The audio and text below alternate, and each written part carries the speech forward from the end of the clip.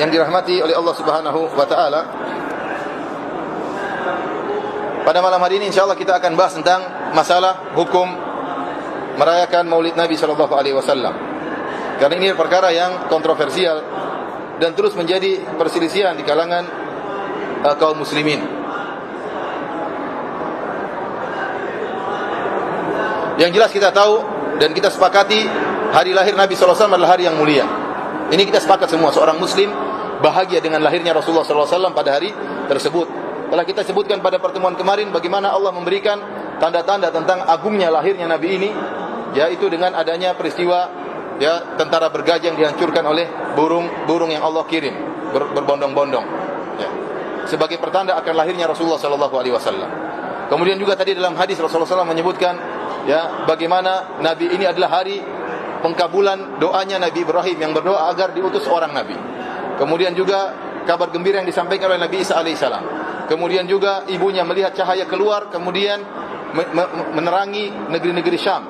Ini menunjukkan bahwasanya lahirnya Nabi adalah hari yang sangat spesial. Hari yang spesial, pertanda awal akan Allah mengeluarkan cahaya untuk mengeluarkan manusia dari jalan yang gelap menuju jalan yang terang benderang. Kita sepakat tentang keutamaan atau kemuliaan hari tersebut. Di sana ada hadis-hadis dhaif yang menyebutkan tentang lahirnya Nabi sallallahu alaihi wasallam. Di sana seperti disebutkan Rasulullah SAW lahir dalam kondisi bertelekan di kedua tangannya sambil melihat ke atas. Ini hadisnya dhaif. Demikian juga tatkala Rasulullah SAW lahir diletakkan di sebuah kider atau tempat yang terbuat dari batu, tahu-tahu pecah. Ini juga hadisnya dhaif. Demikian juga Rasulullah SAW dilahirkan dalam kondisi sudah disunat. Ini pun juga hadisnya apa? Dhaif. Demikian juga disebutkan ada patung-patung yang jatuh tatkala Rasulullah SAW lahir. Itu pun hadisnya apa? Dhaif. Disebutkan juga bahwasanya ada tiang-tiang di Syam jatuh sehingga sebagian istana Syam runtuh. Ini pun hadisnya dhaif. Tetapi cukup bagi kita kemuliaan hari tersebut dengan riwayat-riwayat yang sahih seperti tadi ada cahaya yang keluar dari Aminah kemudian menerangi negeri-negeri Syam. Kemudian juga adanya peristiwa pasukan tentara bergajah yang dihancurkan oleh Allah Subhanahu wa taala yang Allah abadikan dalam Al-Qur'an. Intinya kelahiran Nabi sallallahu alaihi wasallam adalah hari yang spesial. Karena hari itu adalah hari yang spesial, maka Nabi sallallahu alaihi wasallam berpuasa setiap hari Senin, di antaranya salah satunya memperingati hari lahirnya beliau, sehingga beliau berpuasa setiap pekan, setiap hari Senin. Baik, adapun acara Maulid Nabi yang dikerjakan oleh banyak kaum muslimin saat ini dengan mengadakan perayaan setiap tahun sekali, setiap tanggal 12 Rabiul Awal, kemudian mereka merayakan bersenang-senang bergembira pada hari tersebut, maka telah terjadi khilaf di kalangan para ulama. Sebagian ulama mengharamkan dengan mengatakan itu adalah perkara yang bid'ah, dan sebagian ulama mengatakan itu perkara yang dianjurkan. Di antara perkara ulama yang mengatakan bahwasanya perkara tersebut adalah perkara yang dianjurkan adalah sebagian besar ulama Syafi'iyah yang ma'ruf seperti Ibnu Hajar Al-Asqalani, seperti As-Sakhawi, kemudian Al-Qastalani, kemudian juga As-Suyuti, Abu Syamah. Ini di antara para ulama-ulama Syafi'iyah yang membolehkan mengadakan acara Maulid Nabi sallallahu alaihi wasallam, dan sebagian mereka memandang bahwasanya Maulid Nabi adalah bid'ah hasanah. Adapun para ulama yang karena mereka pandang bahwa itu ada kebaikan. Saya nukilkan perkataan seperti perkataan Ibnu Hajar Al-Asqalani. Ibnu Hajar mengakui bahwasanya Maulid adalah bid'ah, tidak pernah diadakan oleh Nabi, para sahabat, tabi'in tidak pernah. Ibnu Hajar berkata, aslu amalil maulid bid'atun lam tunqal an ahadin minas salaf. Qala Ibnu Hajar Al-Asqalani, beliau berkata, asal perayaan Maulid adalah bid'ah, tidak pernah dinukil dari seorang pun dari salafus saleh. Tidak seorang pun. Oleh karenanya kalau kita tantang siapa yang pernah melaksanakan acara Maulid dari imam 4, dari kalangan tabi'in, dari sahabat yang jumlahnya ribuan, satu saja tidak akan didapatkan. Jadi ini pernyataan Ibnu Hajar dari ahli hadis. Dia mengatakan lam tunqal an ahadin minas salafus salih minal quruni thalatha. Tidak pernah diriwayatkan dari seorang pun dari salafus salih dalam 3 kurun, yaitu zamannya Nabi, zaman sahabat, zaman tabi'in, dan zaman tabi'ut tabi'in. Makanya Imam Syafi'i juga tidak pernah nyebut tentang masalah Maulid. Imam Ahmad tidak pernah. Imam Bukhari tidak ada. Tidak akan antum dapatkan. Ini perkataan Ibnu Hajar. As-sahabati wa tabi'ina wa tabi'ut tabi'in. Semua tidak ada yang pernah melakukan, seorang pun tidak ada. Walakinnaha, tetapi Ibnu Hajar meskipun mandang ini tidak pernah dilakukan, dia mandang boleh. Dia mengatakan apa? Walakinnaha ma'adzalik qad istamalat ala mahasina wa dhiddaha. Akan tapi Maulid Nabi, perayaan Maulid Nabi itu mengandung perkara yang baik dan juga perkara yang buruk. Dia bilang Maulid Nabi mengandung perkara yang baik dan perkara yang buruk. Faman taharra fi amaliha al-mahasina wa tajannaba diddaha kana bid'atan hasanatan wa illa fala. Kata Ibnu Hajar, barang siapa yang melakukan Maulid Nabi kemudian dia berusaha melakukan perkara-perkara yang baik dan menjauhi perkara yang buruk, maka itu bid'ah hasanah. Kalau tidak, maka bukan, tidak boleh dikerjakan. Ini dalil bahwasanya Ibnu Hajar membolehkan. Ibnu Hajar Al-Asqalani membolehkan meskipun dia akui bahwasanya perkara tersebut bid'ah, tidak pernah dikerjakan oleh 3 generasi sama sekali, tidak pernah. Tetapi dia persyaratkan, dia punya syarat. Karena maulid itu ada baiknya, ada buruknya, kata dia. Kalau mau jadi dibolehkan, harus yang baik-baik saja. Kalau tidak yang baik-baik saja, maka tidak boleh dikerjakan. Jadi ini juga diakui oleh muridnya Sakhawi. Sakhawi juga mengatakan demikian, bahwasanya maulid Nabi tidak pernah dikerjakan oleh 3 generasi. Zaman sahabat, zaman tabi'in, zaman tabi'un tabi'in. Tapi dia tetap membolehkan. Demikian juga perkataan Suyuti membolehkan. Demikian juga Abu Syamah. Abu Syamah memiliki buku judulnya kalau tidak salah Al-Ba'its ala Inkaril Hawadits, tentang pengingkaran terhadap bid'ah-bid'ah. Dia menyebutkan bid'ah-bid'ah banyak sekali. Dia bantah semua bid'ah-bid'ah. Kata dia kecuali bid'ah Maulid. Boleh. Kecuali bid'ah apa? Maulid. Baik. Adapun yang tidak membolehkan, kebanyakan adalah ulama Malikiyah.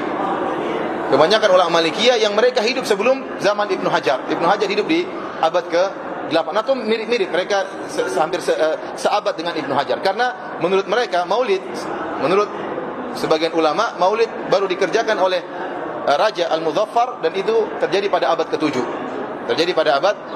Sementara Ibnu Hajar itu pada abad ke-8, ya. Sakhawi lebih daripada beliau, apalagi Suyuti belakangan.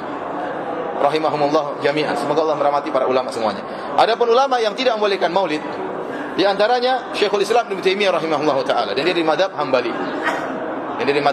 Dan dia sebutkan dalam kitabnya Iqtida' Shiratal Mustaqim bahwasanya maulid Nabi tidak diperbolehkan. Di antara dalil beliau bahwasanya maulid Nabi adalah bentuk tasyabbuh terhadap orang-orang kufar. Tasyabbuh, dan kita dilarang untuk meniru-niru orang-orang kafir. Bahwasanya orang-orang Nasrani mereka mengadakan perayaan maulid Nabi mereka, maulid Tuhan mereka. Hari kelahiran Tuhan mereka itu kelahiran Nabi Isa, mereka rayakan dengan hari Krismas. Maka kaum muslimin kok meniru-niru, dan kita dilarang meniru-niru dalam ibadah. Kalau dalam masalah dunia saja dilarang meniru-niru yang merupakan kekhususan mereka, apalagi dalam masalah ibadah tidak boleh kita meniru-niru mereka. Dan merayakan maulid Nabi adalah bentuk meniru-niru merayakan hari kelahiran Nabi Isa alaihissalam. Kemudian di antara yang tidak membolehkan adalah Al-Imam Asy-Syatibi. Al-Imam Asy-Syatibi rahimahullah, ya, dalam kitabnya Al-I'tisam, dan beliau wafat pada tahun 790 Hijriah, abad ke-8 juga. Ya, beliau juga melarang, ya, adanya acara maulid. Kemudian di antaranya Ibnul Hajj yang wafat pada tahun 737 Hijriah dalam kitabnya Al-Madkhal. Ini ulama besar di mazhab Malikiyah. Dan perkataan dia dinukil dalam kitab-kitab fikih Maliki. Perkataan dia tentang maulid, tentang tidak bolehnya maulid, dinukil dalam kitab-kitab fikih Maliki. Beliau berkata, fasal fil maulid, pasal tentang acara maulid. Kata beliau, wa min jumlati ma ahdatsuhu minal bid'ah ma'tiqadim anna dzalika min akbaril ibadat wa adhari sya'air ma yaf'alunahu fi syahri Rabiul Awwal minal maulid wa qad ihtawa ala bid'ain wa muharramatin jumlatan. Kata beliau, di antara perkara-perkara yang mereka buat-buat dari perkara-perkara bid'ah, sementara mereka meyakini bahwasanya itu perkara yang baik, bahkan ibadah yang terbaik, bahkan syiar yang terbaik, padahal itu bid'ah, adalah apa yang mereka lakukan pada bulan Rabiul Awal tatkala acara maulid. Dan ternyata acara tersebut telah mengandung bid'ah-bid'ah dan perkara-perkara yang haram secara umum. Kemudian beliau menyebutkan, famin dzalika, di antara perkara haram yang dilakukan oleh mereka, ini dia berbicara tentang acara maulid awal-awal terjadi. Saya katakan ulama Syafi'iyah seperti Ibnu Katsir menyebutkan acara maulid yang jadi asal muasal maulid ada khilaf. Al-Mikrizi menyebutkan bahwasanya maulid pertama kali terjadi dilakukan oleh Fatimiyun, orang-orang Syiah, pada abad ke-3 atau pada abad ke-4. Adapun ulama-ulama Syafi'iyah seperti Ibnu Katsir dalam Bidayah wa Nihayah menyebutkan yang pertama kali melakukan maulid adalah di abad ke-7 oleh Raja Muzaffar. Ada khilaf intinya, ya. Ada khilaf. Al-Makrizi mengatakan yang pertama orang-orang Syiah pada abad keempat, sementara ulama Syafi'iyah mengatakan pada abad ke-7 oleh Raja Muzaffar. Oleh karenanya pengingkaran ini langsung dilakukan oleh para ulama. Sementara seperti Ibnul Hajj, ulama besar Malikiyah, dia mazhab pada abad ke-8. Jadi baru sebentar terjadi acara maulid tersebut, baru 100 tahun kurang lebih sudah ada pengingkaran. Dan ternyata 100 tahun dalam acara melaksanakan acara maulid sudah terjadi banyak kemungkaran. Oleh karenanya beliau mengatakan, "Famil dzalika", di antara kemungkaran-kemungkaran yang terjadi dalam acara maulid, istimaluhum al-madani, mereka menggunakan musik-musik. Wa ma'ahum alatu tarb, dan menggunakan alat-alat musik. Ya. Kemudian beliau menyebutkan kemungkaran-kemungkaran yang lain. Setelah itu beliau mengatakan, "Fanzur rahimanallah wa iyyak." Lihatlah, semoga Allah merahmati kami dan merahmati engkau. Ila mukhalafati sunnah al-mutahharati. Ma asna'aha wa ma akbahaha. Lihatlah penyelisihan terhadap sunnah Nabi sallallahu alaihi wasallam, begitu buruk. Wa kaifa tajurru ila al-muharramat. Bid'ah ini akhirnya mengantarkan kepada perkara-perkara yang haram. Ala tara annahum lamma khalafu sunnatal mutahharah wa fa'alul maulid. Tidakkah kau lihat tatkala mereka menyelisih sunnah Nabi sallallahu alaihi wasallam, kemudian mereka melakukan maulid, lam yaktasiru ala fi'lihi, mereka tidak hanya membatasi pada melaksanakan acara maulid, bal zadu alaihi ma taqaddama dzikruhu minal abatil, bahkan mereka tambah dalam acara maulid tersebut kebatilan-kebatilan al mutaaddidah, berbagai macam kebatilan-kebatilan. Fasaid, kata beliau, orang yang bahagia dan bahagia, man shadda yadahu ala imtithalil kitab wa sunnah wa tariq al musila ila dzalik wa hiya tiba'u salafil madin. Dan orang yang bahagia adalah orang berpegang teguh dengan jalannya para salafus saleh, orang-orang terdahulu, tidak membuat perkara-perkara yang baru. Li'annahum a'lamu bisunnah minna, karena para salaf dahulu mereka lebih mengerti tentang sunnah daripada kita. Idhum a'rafu bil maqal wa afqahu bil hal, karena mereka lebih mengerti tentang sabda Nabi dan mereka lebih mengerti tentang kondisi. Beliau juga berkata, bagaimana wahai Ibnul Hajj, seandainya maulid tidak ada acara-acara mungkar, hanya sekedar acara maulid, hanya sekedar misalnya membaca sirah Nabi, kemudian pengajian, mungkin berdoa, dan yang tidak ada acara nyanyi-nyanyi, tidak ada acara joget-joget, tidak ada acara mubadir-mubadir, tidak ada. Bagaimana hukumnya? Tetap beliau mengingkari. Beliau mengatakan, idza khala minhu, kalau seandainya acara maulid bersih dari seluruh kemungkaran yang telah kita sebutkan, wa amila ta'aman faqat, hanya sekedar bersenang-senang kemudian buat makanan, wa nawa bihil maulid, kemudian berniat untuk menghidangkan makanan untuk merayakan maulid, wa da'a ilaihil ikhwan, kemudian mengajak orang-orang untuk hadir makan makanan tersebut, wa salima min kulli ma taqaddama dzikruhu, dan maulid tersebut kosong dari segala kebatilan yang telah kita sebutkan, fa huwa bid'atun bi nafsi niyatihi faqat, maka itu sudah bid'ah dengan niat mengadakan acara maulid, sudah bid'ah, kata beliau. Idz inna dzalika ziyadatun fid din, karena ini merupakan bentuk tambahan dalam agama. Wa laysa min amali salafil madin, dan bukan amalan para salaf terdahulu. Wa tiba'u salaf aula, mengikuti para salaf generasi 3 generasi ini lebih utama, bal aujab, bahkan lebih wajib, min an yazida niyatan mukhalifatan lima kanu alaihi, daripada menambah suatu niat berbuat maulid yang menyelisih apa yang pernah dilakukan oleh para salaf terdahulu. Li'annahum asyaddun nasi tiba'an li sunnah, karena para salaf mereka lebih semangat daripada kita dalam melaksanakan sunnah Nabi sallallahu alaihi wasallam. Wa ta'dhiman lahu, dan mereka lebih mengagungkan Nabi daripada kita. Mereka lebih cinta kepada Nabi daripada kita, dan lebih cinta kepada sunnah Nabi sallallahu alaihi wasallam. Walahum qadamus sabqi fil mubadarah, dan mereka lebih cepat, lebih utama, lebih semangat dalam melaksanakan sunnah Nabi sallallahu alaihi wasallam. Walam yunqal an ahadin minhum annahu nawal maulid, dan tidak diriwayatkan dari seorang pun dari para salaf mereka berniat untuk melaksanakan acara maulid. Wa nahnu lahum taba, dan kita hanya mengikuti para salaf. Fayasauna ma wasa'ahum, kalau mereka tidak kerjakan maka kita juga tidak kerjakan. Ini ucapan Ibnul Hajj yang wafat pada tahun 739 Hijri, 737 Hijriah, ulama besar dari mazhab Maliki. Demikian juga ulama Maliki yang lain yang bernama Tajuddin Umar bin Ali Al-Lakhami, yang dikenal dengan Al-Fakihani, yang wafat lebih dulu lagi, tahun 734 Hijriah. Beliau punya buku judulnya Al-Maurid fi Amalil Maulid. Beliau berkata, فإنه تقرر سؤال جماعة من المباركين عن الاجتماع الذي يعمله بعض الناس في شهر ربيع الأول. Saya sudah berulang-ulang ditanya tentang hukum orang-orang yang berkumpul untuk melaksanakan acara maulid pada bulan Rabiul Awal, yang mereka namakan dengan acara maulid. Halau aslun fi syara', apakah ini ada hukum asalnya dalam syariat? Ahuwa bid'atun wa hadatsa fid din, ataukah dia hadatsun fid din, apakah dia acara bid'ah dalam agama?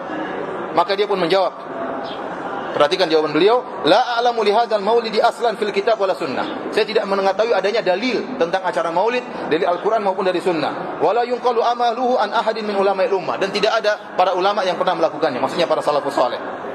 Alladzina humul qudwatu fid din, yang mereka adalah teladan dalam agama. Al-mutamassikuna bi atharil mutaqaddimin, yang mereka berpegang teguh dengan asar para salaf terdahulu. Bal huwa bid'atun ahdatsahal battalun, bahkan inilah bid'ah yang dilakukan oleh orang-orang pengangguran, kata beliau. Wa syahwatun nafsin, yang dibangun di atas syahwat. I'tana biha al-akalun, dilakukan oleh orang-orang tukang makan, sehingga mereka ingin bikin acara maulid untuk makan-makan.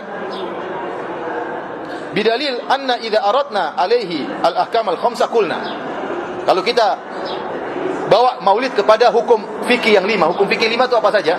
Hukum fikih 5, wajib, kemudian apa? Sunnah, kemudian apa? Mubah, makruh dan haram.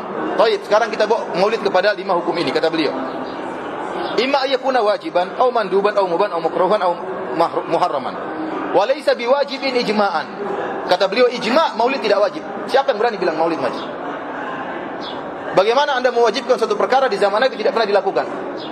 Maka kata beliau, ijma' maulid tidak wajib. Dan tidak ada orang yang berani mengatakan maulid apa? Wajib. Karena kalau dia bilang wajib, berarti sahabat dulu berdosa semua.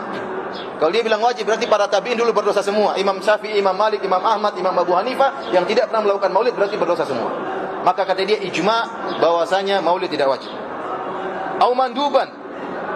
Demikian juga bukan perkara yang sunnah. Dari mana dalilnya sunnah? Kalau sunnah, bagaimana para salaf dahulu tidak ada yang mengerjakan sunnah ini? Oleh karenanya ada seorang dulu di sini, ada seorang bukan di sini tapi di negara-negara Arab, dia mengatakan maulid Nabi adalah sunnah muakkadah. Sunnah muakkadah. Dia mengatakan kalau tidak wajib maka dia sunnah muakkadah. Padahal sunnah muakkadah adalah sunnah yang sering dikerjakan oleh Nabi. Nah, bagaimana sunnah muakkadah yang Nabi tidak pernah kerjakan? Contoh sunnah muakkadah adalah salat rawatib. Kita bilang sunnah muakkadah. Kenapa Rasulullah SAW selalu melakukan, tidak ditinggalkan? Lah, bagaimana Anda mengatakan maulid Nabi sunnah muakkadah yang sering dilakukan Nabi, sementara Nabi tidak pernah melakukannya? Maksudnya dengan cara seperti Anda yang lakukan sekarang, rame-rame kumpul makan-makan dan yang lainnya. Ini tidak pernah dilakukan oleh Nabi SAW. Intinya beliau mengatakan bahwasanya hukumnya adalah makruh atau haram. Hukumnya makruh atau haram. Kemudian di antara yang mengatakan hukumnya juga tidak boleh adalah Muhammad Abdul Salam Khadir Asy-Syaqiri atau Syukairi. Intinya saya ingin jelaskan ada khilaf di kalangan para ulama tentang hukum mengadakan acara maulid dengan cara maulid sekarang dilakukan. Banyak ulama Syafi'iyah tadi disebutkan, Ibnu Hajar, As-Sakhawi, Al-Qastalani, kemudian Ibnu Katsir juga ada pujian, kemudian As-Suyuti, Abu Syamah, ini semua membolehkan. Yang tidak membolehkan tadi saya sebutkan Ibnu Taimiyah dari mazhab Hambali, dari mazhab Maliki seperti Ibnul Hajj, kemudian juga Al-Fakihani, ini tidak membolehkan. Asy-Syatibi, ini juga ulama besar semuanya. Maka tidak boleh ada yang mengatakan sekarang ini boleh maulid. Semua ulama ijma' tidak benar. Ini sudah khilaf sejak dulu. Saya ulangi, maulid mulai muncul pada abad keberapa? Ke-7. Pengingkaran sudah muncul pada abad ke-8.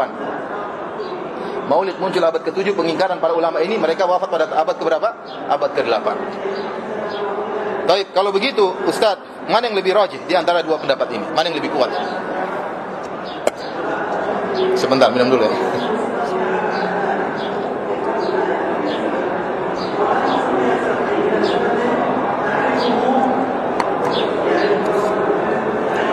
Allah alam bisawab.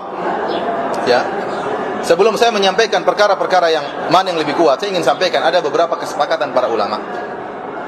Kesepakatan pertama, bahwasanya maulid tersebut kalau bercampur dengan keharaman maka hukumnya haram. Saya ulangi, maulid kalau dikerjakan disertai dengan perkara-perkara yang haram maka hukumnya haram, dan ini telah ditegaskan oleh pendiri NU Kiai Haji Hashim Asy'ari. Saya nukilkan perkataan Kiai Haji Hashim Asy'ari rahimahullahu taala, pendiri NU. Dia punya buku judulnya At-Tanbihat Al-Wajibat Liman Yasna'ul Maulid Bil Munkarat. Peringatan yang wajib bagi orang yang melakukan maulid dengan kemungkaran. Kenapa? Karena dia melihat orang-orang melakukan maulid dengan kemungkaran. Dan dia mengatakan maulid yang modelnya seperti ini tidak boleh dikerjakan. Bahkan ada orang kumpul-kumpul uang untuk bikin maulid seperti ini tidak boleh kasih, karena itu ta'awun alal itsmi wal udwan, kerjasama dalam kemungkaran. Tapi para hadirin Allah Subhanahu wa taala, beliau mengatakan ya, pada Senin malam 25 Rabiul Awal 1355 Hijriah, Sungguh aku telah melihat sebagian dari kalangan para penuntut ilmu di sebagian pondok telah melakukan perkumpulan dengan nama perayaan Maulid. Mereka telah menghadirkan alat-alat musik, lalu mereka membaca sedikit dari Al-Quran dan riwayat-riwayat yang datang tentang awal sirah Nabi SAW dan tentang tanda-tanda kebesaran Allah yang terjadi pada tatkala lahirnya Nabi SAW. Demikian juga sejarah beliau yang penuh keberkahan setelah itu. Setelah itu mereka pun mulai melakukan kemungkaran-kemungkaran seperti saling berkelahi pencaksilat dan saling dorong-mendorong yang mereka namakan dengan pencaksilat atau boxing. Jadi acara Maulid ada acara apa? Pencaksilat. Kata dia ini kemungkaran. Yang bilang ini siapa? Kiai Haji Hashim Asy'ari, pendiri NU. Yang bilang bahwasanya acara pencaksilat dalam acara Maulid itu mungkar siapa? Dia. Dan memukul-mukul rebana, semua itu mereka lakukan di hadapan para wanita ajnabiyah. Jadi kemungkaran kenapa? Dilakukan di hadapan para wanita ajnabiyah, bukan mahram mereka. Ya, jadi sebenarnya pencaksilat boleh, tetapi tatkala dikerjakan di hadapan para wanita ajnabiyah, kata dia tidak boleh. Lihat bagaimana mereka dulu, para ulama dahulu seperti Kiai Haji Hashim Asy'ari ketat dalam masalah ikhtilat. Ini sudah tidak ada sekarang, atau hampir tipis, sudah hampir enggak ada. Sekarang orang bebas saja, ya, mau laki-laki perempuan campur, mau mereka telah tinggalkan ajaran, ya, guru besar mereka pendiri NU. Baik, semua itu mereka lakukan di hadapan para wanita ajnabiyah yang dekat posisinya dengan mereka sambil menonton mereka, dan juga musik dan sandiwara cara kuno. Jadi ini semua dilakukan dalam acara Maulid. Dan juga permainan yang mirip dengan judi serta bercampurnya ikhtilatnya para lelaki dengan wanita. Juga nari-nari dan tenggelam dalam permainan dan tertawa. Suara yang keras dan teriakan-teriakan di dalam masjid dan sekitarnya. Maka aku pun melarang mereka dan mengingkari perbuatan kemungkaran-kemungkaran tersebut, lalu mereka pun pergi buyar. Ini yang bilang siapa? Kiai Haji Hashim Asy'ari. Dan kebanyakan Maulid seperti ini sekarang. Kumpul-kumpul rame-rame, ketawa ketiwi, ya. Dan ini kemungkaran. Ini sepakat ulama mungkar. Mau antum mendapat Ibnu Hajar juga tadi saya sebutkan, dia mengatakan Maulid ada baiknya ada buruknya. Syaratnya Maulid boleh dikerjakan kalau baik saja, kalau ada buruknya maka tidak boleh. Tadi Ibnu Hajar sudah bilang, dia bilang boleh Maulid tapi ada syaratnya. Kemudian beliau berkata setelah itu, dan tatkala perkaranya sebagaimana yang aku sifatkan dan aku takut perbuatan yang menghinakan ini akan tersebar di banyak tempat. Dia bilang perbuatan yang menghinakan ini akan tersebar di banyak tempat sehingga menjerumuskan orang-orang awam pada kemaksiatan yang bermacam-macam dan bisa jadi mengantarkan mereka kepada keluar dari agama Islam. Bayangkan kencengnya ini, kalau tidak disebut namanya mungkin orang sudah bilang ini orang terlalu kenceng. Ternyata dia yang nyebutin siapa? Haji Hashim Asy'ari rahimahullahu taala. Dia mengatakan perbuatan-perbuatan seperti ini bisa mengantarkan orang keluar dari Islam. Maka aku menulis peringatan-peringatan ini sebagai bentuk nasihat untuk agama dan aku memberi pengarahan kepada kaum muslimin. Jadi ini sebab kenapa dia tulis buku ini. Adapun tata cara acara Maulid yang dianjurkan oleh para ulama, kita dengarkan perkataan Haji Hashim Asy'ari. Dia berkata, dari perkataan para ulama, bahwasanya Maulid yang dianjurkan oleh para ulama adalah berkumpulnya orang-orang dan membaca sebagian ayat-ayat dari Al-Quran dan riwayat kabar-kabar yang menjelaskan tentang permulaan sejarah Nabi SAW dan peristiwa-peristiwa yang terjadi tatkala Nabi dalam kandungan dan kelahirannya. Demikian juga setelahnya berupa sejarah sirah beliau yang penuh keberkahan. Setelah itu diletakkan makanan, lalu mereka makan lalu buyar. Itu acara Maulid, begitu. Itu acara Maulid yang dianjurkan oleh para ulama yang membolehkan. Kalau yang tidak boleh sama sekali. Tadi ulama Malikiyah. Tapi yang bolehkan, mereka bilang cara Maulid seperti itu. Jadi kumpul baca ayat Al-Quran, kemudian baca sirah Nabi, sejarah Nabi agar menumbuhkan cinta kepada Nabi, kemudian makan-makan menunjukkan senang, terus buyar, sudah selesai. Itu acara Maulid. Adapun kemudian joget-joget, dan saya lihat ada acara Maulid dengan joget-joget, ada laki-laki perempuan, musik-musik, kemudian mubadzir dan macam-macamnya, ini tidak boleh. Pawai, kemudian bikin patung-patung, saya lihat sendiri sampai orang macet di Indonesia gara-gara bikin patung. Acara Maulid bikin patung kuda, bikin patung kalajengking. Apa hubungannya kalajengking dengan Nabi SAW? Apa hubungannya kuda dengan Nabi SAW? Bikin patung-patung seperti itu. Apa dengan buat patung tersebut tambah iman kepada Nabi SAW? Apa dengan buat patung tersebut tambah cinta kepada Nabi SAW? Ya. Apalagi kemudian masjid kosong acara Maulid. Saya lihat kemarin ada orang sebarin di Facebook. Lihat sebelah acara Maulid masjid waktu sholat Isya nggak ada orang sholat. Cuma berapa orang. Yang lain tidak sholat Isya berjamaah. Terus bagaimana seperti ini? Jadi acara Maulid yang dibolehkan oleh para ulama Syafi'iyah begini. Ini yang menjelaskan adalah Kiai Haji Hashim Asy'ari. Adapun kemungkaran-kemungkaran yang tadi beliau sebutkan, saya ringkaskan lagi adalah ikhtilat. Laki-laki campur dengan perempuan. Kemudian mengadakan acara pencak silat di hadapan para wanita yang dengan jarak dekat dan itu bukan mahramnya. Kemudian adanya ketawa ketiwi, teriak-teriak, Jadi ini jauh dari mengingat akhirat. Adanya alat-alat musik, adanya mubazir, makan makanan yang berlebih-lebihan. Ini semua adalah tidak boleh dilakukan dalam acara maulid. Joget dan tarian-tarian, adanya pun nyanyian, ini pun semua tidak boleh.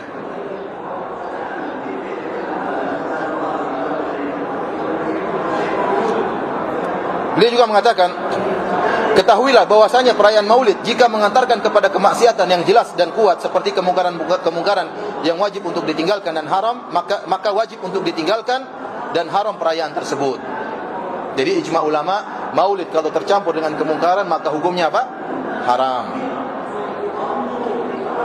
Kemudian juga beliau mengatakan, mengeluarkan uang untuk acara perayaan maulid, maksudnya maulid yang bercampur dengan kemungkaran, menjadi haram dikarenakan hal ini merupakan bentuk membantu pelaksanaan maksiat. Ini tidak boleh. Jadi kalau kita tahu orang bikin acara maulid, kemudian nanggap artis, nanggap nyanyi dangdut acara maulid, musik-musik, kemudian dia minta uang di rumah-rumah, maka tidak boleh. Jadi ini diantara perkara yang tidak enak kita lihat. Orang datang-datang minta-minta buat apa acara maulid. Dan antum kalau cinta sama Nabi, keluarkan uang sendiri lah, jangan minta-minta.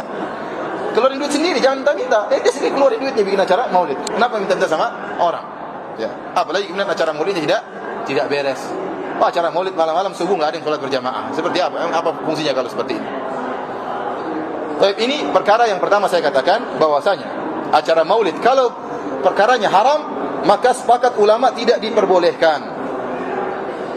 Kedua, apalagi acara maulid tersebut mengandung perkara-perkara yang khurafat, seperti meyakini Nabi ikut hadir dalam acara maulid. Dan ini keyakinan sebagian orang-orang Sufiyah. Mereka meyakini roh Nabi bergentayangan di mana-mana. Dan saya baca buku-buku seperti ini. Dan Nabi hadir dalam acara-acara perkumpulan maulid. Jadi kalau ada acara maulid, ada acara berdiri menyambut kehadiran Nabi SAW. Ini khurafat, tidak boleh seperti ini. Nabi dalam kuburannya, kemudian ruhnya tidak bergentayangan, tidak. Kalau ruhnya bergentayangan, ya, maka yang paling utama untuk Nabi temui adalah putrinya Fatimah, atau bertemu dengan istrinya Aisyah, atau bertemu dengan sahabatnya Abu Bakar. Kenapa ruh Nabi tidak bertemu dengan mereka, kemudian datang acara maulid di zaman sekarang ini? Kenapa bisa demikian? Oleh karenanya ini khurafat, tidak boleh. Rasulullah SAW saja waktu masih hidup tidak boleh kita berdiri dalam rangka menghormati beliau. Tidak boleh, Rasulullah SAW tidak suka. Ya, Anas bin Malik mengatakan, ma kana ahadun ahabba ilaihi min Rasulillah sallallahu alaihi wasallam wa kanu idza ra'ahu lam yaqumu lima ya'lamuna min karahiyatihi lidzalik. Kata Anas, para sahabat yang paling mereka cintai adalah Nabi sallallahu alaihi wasallam. Namun kalau mereka lihat Nabi datang, mereka tidak berdiri untuk menghormati Nabi karena mereka tahu Nabi tidak suka dengan hal tersebut. Ya. Tapi kalau datang berdiri untuk menyambut, gak jadi masalah. Ya, kemudian berdiri, tidak benar, roh Nabi tidak ada. Sekarang kalau acara maulidnya ada 5 dalam waktu yang sama, berarti Nabi 5, terbelah 5, sana hadir, sana, sini. Kalau acara maulid dalam satu waktu ada 1000 acara maulid, berarti Nabi bagi 1000 rohnya, begitu maksudnya. Atau pindah-pindah cepat-cepat. Ini dari mana? Ini khurafat, tidak boleh. Apalagi kemudian dalam acara maulid ada disenandungkan syair-syair yang isinya kesyirikan. Seperti syairnya Burdah, yang dalam syair tersebut dia mengatakan, wa inna min judika dunya wa dharrataha wa min ulumika ilmal lauhi wal qalami. Di antara kebaikanmu, kedermawananmu wahai Muhammad adalah dunia dan akhirat. Dan di antara ilmumu adalah ilmu lauhil mahfuz. Ini tidak benar. Kalau dunia dan akhirat dari Nabi, yang dari Allah kemudian yang mana? Dan Nabi tidak tahu lauhil mahfuz. Ini berlebihan. Yang tahu lauhil mahfuz cuma Allah Subhanahu wa taala. Ya. Dialah yang mengetahui segala yang di lauhil mahfuz, tidak tahu ilmu gaib kecuali Allah Subhanahu wa taala. Dengan mengatakan demikian, bahwasanya Nabi tahu lauhil mahfuz, berarti seakan-akan Nabi tahu ilmu gaib, dan ini bertentangan dengan firman Allah Subhanahu wa taala. Qul la a'lamu law kuntu a'lamul ghaiba lastakthartu minal khair. Katakanlah wahai Muhammad, kalau saya tahu ilmu gaib, saya akan banyak melakukan kebaikan, wa ma masaniya su, dan saya tidak akan ditimpa dengan keburukan. Jadi Nabi tidak tahu ilmu gaib kecuali sebagian ilmu gaib yang Allah beritahukan sebagai bukti itu adalah seorang nabi. Tetapi mengetahui lauhil mahfuz, maka Nabi tidak tahu. Jadi saya ulangi, kalau acara maulid bercampur dengan kemungkaran, ikhtilat, musik-musikan, atau lebih parah adanya keyakinan kesyirikan, atau Nabi hadir dalam acara tersebut, maka ini tidak boleh dikerjakan. Hukumnya haram. Yang kita khilafkan sekarang, acara maulid yang syar'i menurut ulama yang membolehkan. Bagaimana acaranya? Yaitu kumpul-kumpul, kemudian baca sejarah Nabi SAW, baca sebagian ayat Al-Quran, kemudian makan, kemudian buyar. Nah, ini yang ada khilaf di kalangan para ulama. Ulama Syafi'iyah membolehkan, sebagian ulama Malikiyah mengharamkan, karena itu dianggap sebagai bid'ah. Tapi para hadirin yang Subhanahu wa taala, ini yang disepakati oleh para ulama. Kemudian hal-hal yang membuat saya memilih pendapat ulama yang tidak membolehkan, yang mengatakan perkara bid'ah yang mungkar tidak boleh dikerjakan, ya. Meskipun saya menghargai pendapat ulama yang bolehkan, tapi ini karena ini masalah khilaf, kita perlu merajihkan mana yang lebih kuat. Banyak permasalahan adalah haram, ada halal. Sekarang ini juga sama, antara haram dan halal. Saya punya hak untuk memilih. Anda punya hak untuk memilih itu halal, saya punya hak juga memilih untuk itu haram berdasarkan dalil yang saya miliki. Kenapa saya ingatkan hal ini? Supaya jangan sampai orang nuduh macam-macam. Tatkala ada yang mengatakan haram, dengan orang ini sesat, masa mengharamkan acara maulid? Enggak, ini kita punya dalil. Punya ulama yang mengatakan haram. Dan dalilnya kuat, ya. Di antara dalil bahwasanya acara tersebut tidak dianjurkan. Pertama, lahirnya Nabi tidak diketahui tanggal berapa. Tidak ada dalil yang tegas mengetahui kapan lahirnya Nabi. Tadi kita sebutkan khilaf di kalangan para ulama. Ada yang mengatakan tanggal 2, ada yang mengatakan tanggal 8, ada yang mengatakan tanggal 9, ada yang mengatakan tanggal 10, ada yang mengatakan tanggal 12, ada yang bilang tanggal 17, ada yang bilang tanggal 22 Rabiul Awal, ada yang bilang bulan Ramadan. Dalilnya mana? Enggak ada dalilnya semuanya. Terus Anda mau acara maulid hari yang mana? Hari yang mana? Tidak ada dalilnya, tidak ada dalilnya. Bahkan sebagian Ibnu Hajar mengatakan berusaha mencari tahu kapan hari lahirnya Nabi SAW, karena harinya tersebut dimaksudkan supaya kita bisa melaksanakan perayaan sebagaimana hari-hari yang lain. Harinya seperti Arafah ditentukan tanggal 9 Zulhijjah, ya. Hari-harinya ditentukan. Ini yang pertama. Kenapa tidak diketahui kapan pastinya lahirnya Nabi SAW? Karena memang Nabi tidak beri perhatian tentang hal ini. Bukannya tidak perhatian, kenapa? Karena tidak ada ibadah yang dibangun di balik berapa tanggal lahirnya. Tidak ada ibadah dibangun di balik tanggal tersebut. Berbeda seperti awal bulan Ramadan. Kalau awal bulan Ramadan, para ulama perhatian melihat hilal. Kenapa? Ada ibadah dibangun di atas tanggal 1 Ramadan. Dan ada ibadah dibangun di balik tanggal 1 Syawal. Ada ibadah dibangun di balik tanggal 1 Dzulhijjah. Semuanya ada diperhatikan oleh para ulama. Tetapi tatkala tanggal lahir Nabi tidak ada ibadah yang dibangun di atasnya, maka para ulama tidak perhatian. Para tabi'in juga tidak menjelaskan tanggal berapa. Kalau ada pasti mereka akan sebutin. Ini menunjukkan memang tidak ada ibadah dibangun di balik tanggal lahir Nabi sallallahu alaihi wasallam. Kemudian perkara berikutnya, dan ini dalil yang paling kuat. Kalau kita ingin bermaulid, maka bermaulidlah dengan cara Nabi sallallahu alaihi wasallam. Maka jangan kita ganti sunnah Nabi dengan cara yang lain. Cara Nabi bermaulid adalah caranya berpuasa setiap hari Senin, setiap pekan. Itu cara maulid yang benar. Maka saya katakan, saya juga bermaulid. Saya menghargai kelahiran Nabi SAW. Saya mengagungkan hari kelahiran Nabi SAW. Caranya bagaimana? Saya puasa setiap hari Senin, setiap pekan. Dan itu yang dikerjakan oleh Nabi SAW. Bukan makan-makan pada hari kelahiran Nabi SAW. Nah, bagaimana kemudian kita tukar cara Nabi dengan cara yang lain, cuma setahun sekali? Nah, saya ingin cinta kepada Nabi tiap sepekan sekali. Ingat Nabi SAW. Saya puasa hari Senin, saya ingat hari tersebut Nabi dilahirkan. Kenapa saya ingatnya setahun sekali? Kemudian caranya berbeda. Nabi caranya puasa, kenapa kita caranya makan-makan? Maka saya bilang cara yang benar untuk bermaulid adalah dengan berpuasa setiap hari Senin, setiap pekan. Kemudian para hadirin Allah Subhanahu wa taala, di antara hal yang menguatkan bahwasanya acara maulid tidak diperbolehkan ada bentuk tasyabuh dengan orang-orang Nasara. Orang-orang Nasara mengadakan perayaan hari kelahiran Isa bin Maryam, maka tidak boleh kita tiru-tiru gaya-gaya mereka. Rasulullah SAW mengatakan, "Man tasyabbaha biqaumin fahuwa minhum." Barang siapa meniru satu kaum, maka dia termasuk dari kaum tersebut. Dan bentuk mengadakan acara maulid mirip dengan acara merayakan hari kelahiran Nabi Isa. Dan kemarin qadarullah maulid tanggal 24 Desember, hari Natal tanggal 25 Desember, berdamaian satu hari. Sehingga acaranya rame-rame, bareng-bareng. Subhanallah. Acara maulid sama hari Christmas bareng-bareng. Kemudian, kalau kita membolehkan maulid, maka kita akan buka banyak sekali bid'ah.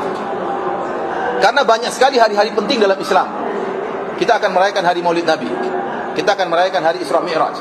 Kita akan merayakan hari Nuzulul Quran. Kita akan merayakan hari Perang Badar. Kita akan merayakan hari Perang Uhud. Kita akan merayakan hari Perang Khandaq. Kita akan merayakan hari Perang Hunain. Kita akan merayakan hari Fatu Makkah. Kita akan merayakan hari kelahiran Abu Bakar. Kita akan merayakan hari kelahiran Umar. Kita akan merayakan hari kelahiran Utsman. Kita akan merayakan hari kelahiran apa? Ali. Banyak sekali. Membuka pintu-pintu ibadah yang tidak pernah diajarkan oleh Nabi sallallahu alaihi wasallam. Dan sebagian tarekat merayakan hari kelahiran. Mereka ada acara maulid Syadzili misalnya. hari kelahiran ulama Syadzili, hari kelahiran Badawi dan macam-macamnya. Mereka mulai melakukan seperti ini. Hari perayaan kelahiran imam-imam mereka. Ya, kalau kita buka pintu seperti ini, ya, maka repot. Kemudian kita lihat kenyataannya. Tatkala kita buka pintu maulid, banyak orang yang dia tertarik dengan acara-acara yang baru, yang sunnah mereka tinggalkan. Kenyataan yang ada sekarang, dibalik acaranya, dibalik perkaranya, orang yang tidak melaksanakan maulid dituduh tidak cinta kepada Nabi SAW. Orang yang tidak melaksanakan maulid dituduh tidak cinta kepada Nabi. Sementara para sahabat, para tabi'in, para tabi'ut tabi'in, Imam Malik, Imam Syafi'i, Imam Ahmad tidak pernah melaksanakan acara maulid. Apakah Abu Bakar tidak cinta kepada Nabi? Apakah Umar tidak cinta kepada Nabi? Apakah Utsman tidak cinta kepada Nabi? Bagaimana Anda menuduh orang yang tidak melaksanakan acara maulid mengatakan tidak cinta kepada Nabi? Dari mana tuduhan seperti ini? Kita dapati orang-orang pelaku maksiat paling semangat acara maulid. Kalau acara maulid dipenuhi, baik orang-orang soleh juga ada, ya. Tetapi perampok, ya, tukang minum bir, ya, mereka juga acara maulid semangat. Kenapa? Mereka menemukan ada alternatif. Waktu sholat berjamaah tidak ada. Dan ini disebutkan oleh Syekhul Islam Ibnu Taimiyah, di antara bahayanya bid'ah, akhirnya orang tertarik dengan acara bid'ah tersebut yang sudah ditinggalkan. Yang sudah ditinggalkan. Tapi para hadirin yang Allah Subhanahu wa taala, dari sini saya katakan pendapat yang lebih kuat dari khilaf di kalangan para ulama tentang acara maulid, bahwasanya acara maulid tidak disyariatkan. Karena ini tidak dicontohkan oleh Nabi, tidak dicontohkan oleh ribuan sahabat jumlahnya ribuan, seorang pun tidak pernah acara maulid. Kemudian para tabi'in juga jumlahnya ribuan, tabi'ut tabi'in juga ribuan jumlahnya. Imam Malik, Imam Syafi'i, Imam Ahmad, Imam Abu Hanifah juga tidak pernah melaksanakan acara maulid. Imam Bukhari, Imam Muslim, semua tidak ada yang pernah melaksanakan acara maulid. Dia baru muncul pada abad ke-7 menurut pendapat sebagian ulama. Bagaimana suatu ibadah yang hilang selama 7 abad, kemudian muncul pada abad ke-7, kemudian sekarang dikatakan wajib atau dikatakan apa? Sunnah. Nah, kalau ada yang melakukan acara maulid dengan petunjuk para ulama, saya pun tidak bisa mengingkari. Saya katakan masalah khilafiyah. Selama acara maulidnya seperti yang disebutkan oleh Kiai Haji Hashim Asy'ari. Caranya tadi apa? Baca Al-Quran, baca sirah Nabi, kemudian makan-makan, kemudian selesai itu buyar. Tanpa embel-embel dan macam-macamnya, tanpa ada tarian-tarian, tanpa ada adegan pencaksilat, tanpa ada musik-musikan, tanpa ada ikhtilat, tanpa ada buat drama dan macam-macamnya, apalagi bikin pawai dan macam-macamnya. Maka kalau ada yang melakukan demikian, saya tidak bisa mengingkari. Cuma saya katakan pendapat saya hukumnya haram. Pendapat Anda mengatakan halal, silakan. Pendapat saya hukumnya haram berdasarkan dalil-dalil yang saya sebutkan. Nah, yang jadi masalah sekarang, yang kita berhak mengatakan itu haram, kita berhak mengatakan itu bid'ah, mereka juga berhak mengatakan halal. Ya sudah, masing-masing ikut pendapatnya. Tidak perlu bertengkar, tidak perlu ribut. Masing-masing menyampaikan hujahnya. Ya, kalau orang tidak mau maulid jangan dipaksa. Yang mengadakan maulid biarin juga, jangan dipaksa untuk berhenti. Masing-masing punya pendapat. Ya. Masing-masing punya pendapat. Hanya pendapat yang kuat adalah pendapat hukumnya haram karena tidak pernah dicontohkan. Dan saya ingatkan nasihat terakhir. Nasihat ini disebut oleh Syekh Abu Bakar Al-Jazairi, salah seorang pengajar di Masjid Nabawi, dalam bukunya Insaf fi Maqila Al-Insaf fi Maqila Al-Maulid, atau seperti itu judulnya, saya lupa ya. Jadi keadilan tentang masalah maulid. Setelah beliau menjelaskan bahwasanya maulid adalah perkara yang bid'ah, yang tidak pernah dikerjakan oleh para sahabat. Padahal para sahabat begitu semangat dan begitu cinta kepada Nabi, mereka rela mengorbankan jiwa harta mereka demi Nabi, namun mereka tidak pernah melaksanakan acara maulid. Setelah beliau menyebutkan, ketahuilah bahwasanya, beliau sebutkan di akhir kitab beliau, kalau ada orang ya melaksanakan maulid sebagaimana kebanyakan orang, yang acara maulid tersebut kosong dari kemungkaran dan kosong dari khurafat dan kesyirikan, maka bagi yang mengharamkan, dan ini pendapat yang kuat, hendaknya menasihati dengan cara yang baik. Dan tidak boleh membenci mereka. Ini perkataan dia. Tidak boleh membenci orang yang melaksanakan acara maulid. Selama acara maulidnya apa? Sesuai dengan petunjuk para ulama. Tidak boleh dibenci. Kenapa? Karena mereka mengacara maulid karena cinta dan kejahilan. Mereka tidak ngerti. Atau mereka ikut pendapat sebagian ulama. Maka tidak boleh gara-gara seperti ini Anda benci kepada orang yang melaksanakan acara maulid. Anda nasihati dengan cara yang baik. Ya. Kalau dia tetap ngeyel tidak mau, ya biarkan. Itu bukan wewenang kita. Ini perkataan siapa? Syekh Abu Bakar Al-Jazairi. Adapun kalau acara tersebut bercampur dengan kemungkaran, maka harus dinasihati dengan cara yang baik. Apalagi kalau bercampur dengan kesyirikan, maka nasihatnya lebih keras, kata Syekh Abu Bakar Al-Jazairi.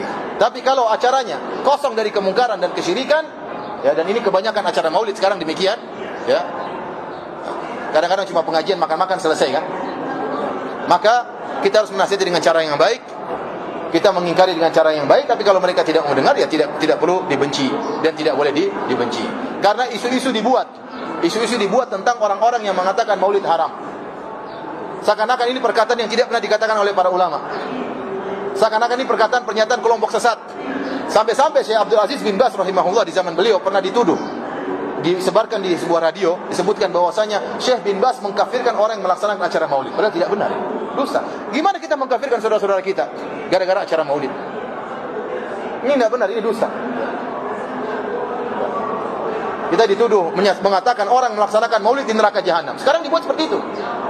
Bahwasanya orang yang mengharamkan maulid menuduh orang yang melakukan maulid di neraka jahanam. Tidak ada kelaziman seperti itu. Ini masalah khilafiyah sebagaimana khilaf yang lain.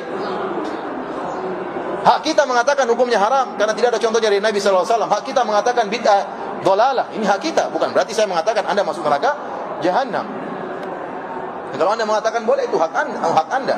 Tetapi ingat, saya sampaikan pendapat yang lebih kuat bahwasanya hal ini tidak pernah dikerjakan oleh Nabi dan para sahabatnya.